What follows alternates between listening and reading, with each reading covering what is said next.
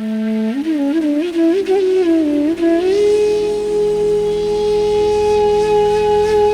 are a lot of things that are going on in my life right now.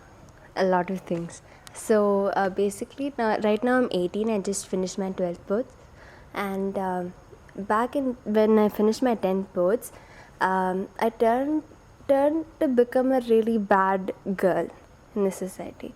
So that sort of caused me to lose the loss of my parents' trust in me, every single drop of it. And they got really scared, and they didn't know what I was becoming. They tried to understand, they didn't know what I was trying to do. So they tried to condition me for like 2 years, like 11th and 12th. They took full control, and then they said there are 10 promises, you need to keep each and every one of them, and it's extremely important that you keep them so that you become a better person. I tried to understand what they're trying to say. They said, so these promises had things like you need to be honest, and you're going to be a girl who's happy, who's fun, who's all of those things. And many things like that. And I didn't really understand any of those promises, but I was still made to make all those promises every single day of my life. And they kept an eye on every single thing that I was doing, and that's how 11th got over. Then in 12th, I became a captain in my school because I was so good, and it was just so good that I didn't do anything wrong. According to them, I was perfect. And after that, again towards the end of 12th, when I was going to write my board exams, I just exploded. I didn't know what I was becoming. Again, I didn't know. Like, I was becoming something that they wanted me to become, and I was just not able to understand what was happening to me. And then after that, I am a teenager, so I fell in love with a boy, and that was in my dad's office. He owns a company, and I was interning there, and I fell in love with an employee. So and I was not supposed to fall in love, according to them. So, but that happened, and I said, I'm just gonna do whatever feels right and whatever that I want to do, because 2 years I was forced to be something that I did not want to be. So now I was like, okay, it's fine. I'm just in love with the boy, doesn't mean anything. I'm not doing anything wrong, according to me. So I went ahead, and yeah, that was there for like 1 month until my mom caught me. And after that, they caught me, and that night they were like, how can you fall in love with a boy who you've just been with for... So before I told him how I feel, I could spend time with him only for 1 month, and I thought it was love. And so they told me that whatever that you're feeling right now is not love, and the way you make it seem is so cheap and so disgusting. So I don't know what they're trying to say. They're saying it's not love, but so what is love? That's a question that I have. That's the first question that I have. What is love?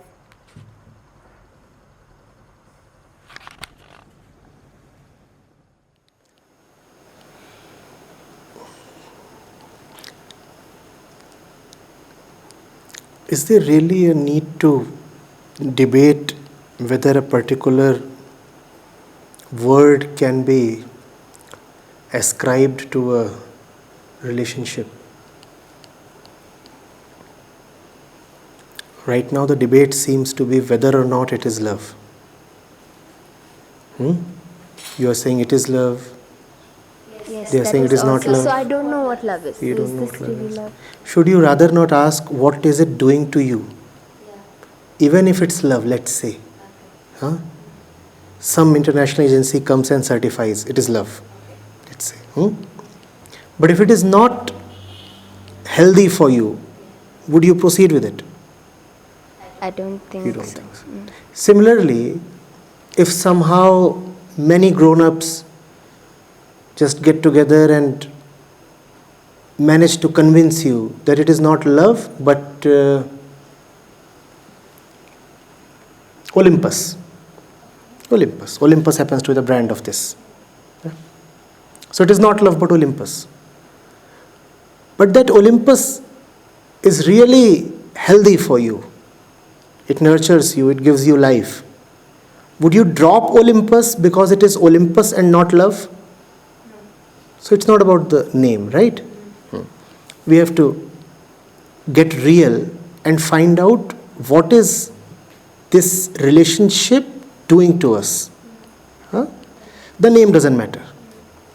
So what is the relationship doing to you? Makes me feel good. Makes Ah. me feel. Does it just make you feel good as you are? Or does it turn you into a better human being? Because, to set the background, we all have our likes and dislikes. Must we pay a lot of attention to and give a lot of importance to what we like and dislike? Or must we rather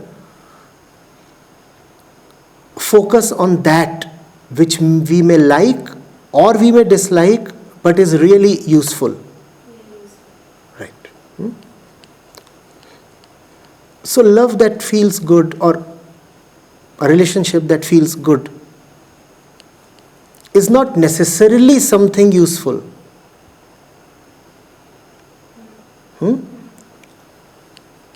Pizza feels good. We know it's not very useful. Right? Is the relationship really elevating you, advancing you in some sense? In a sense, I don't think so. Okay. Are you able to look at yourself and the world with more clarity and maturity after this relationship? Not really. No, not with me. Then there is not much to it. I'm not saying it's evil or something. It's not significant. It's just one of those things. Yeah? And that does not mean that you have to necessarily drop the boy or something. One can just be, So, okay, so this is the next part.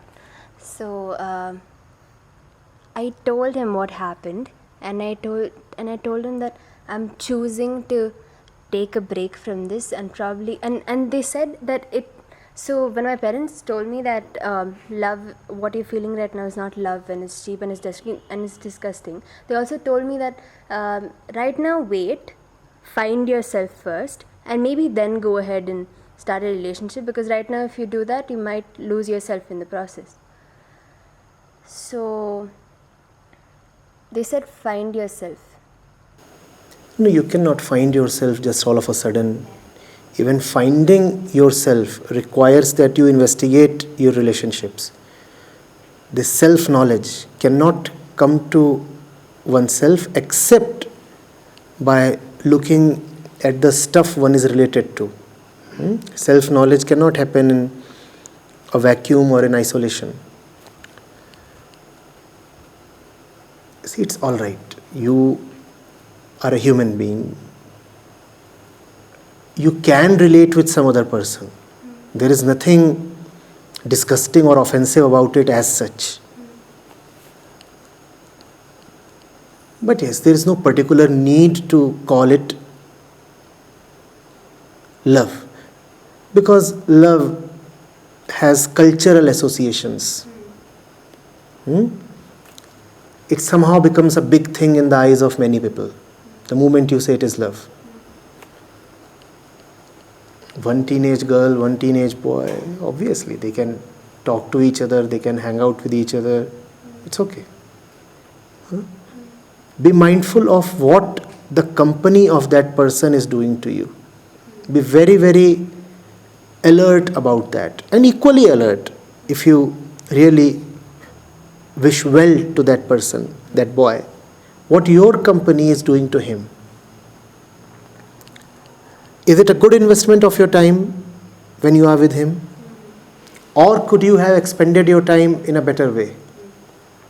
What kinds of thoughts does that person introduce in your mind? What kinds of thoughts do you induce in him? Are you becoming more insecure, or are you getting more rooted in yourself?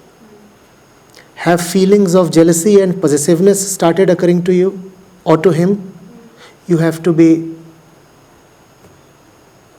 alert about these things.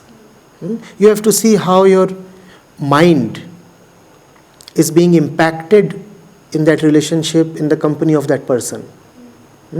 If the impact gives you peace, if the impact enables you to look at everything with a clearer light, proceed. If not, then you should reconsider. But there is no need to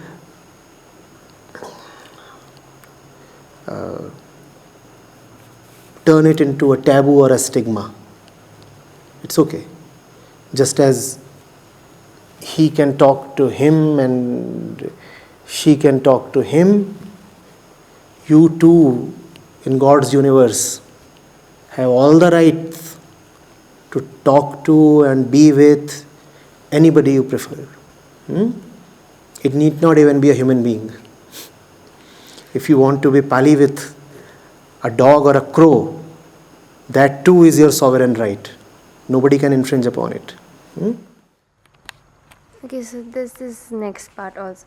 So I just took their advice, and they said find yourself. I just took their advice. I knew I needed a break from this because it was taking up a lot of my attention. So I told him I need a break.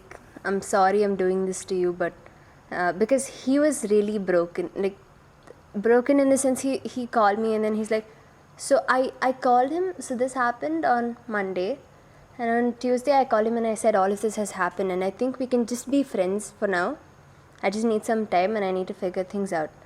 So he took this really personally, and I didn't call him for the rest, like Wednesday, Thursday, Friday I didn't call him. And then he called my brother today and he said please make, so I don't have a phone, he has my brother's number. So he called my brother today and then he said please make her call me, I need to talk to her. So I picked up the phone and I spoke to him, and then he's like, how can you be so selfish, you're just thinking about yourself.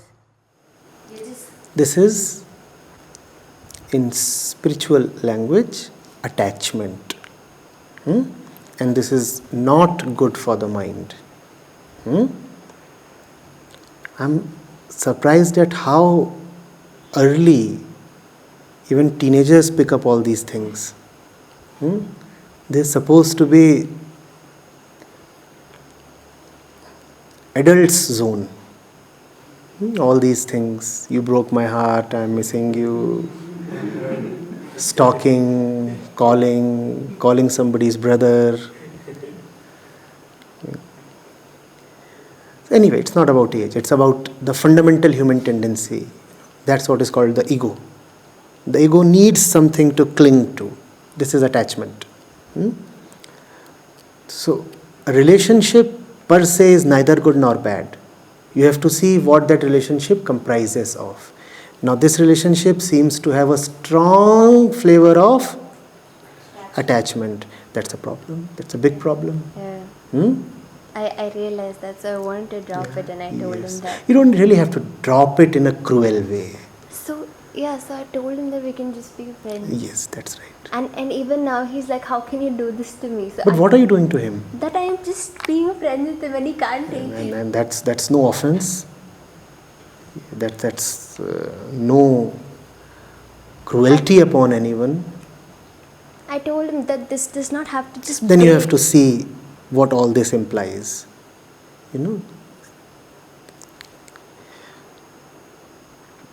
Where is it that the fellow is seeing a difference between just being friends and being more than friends?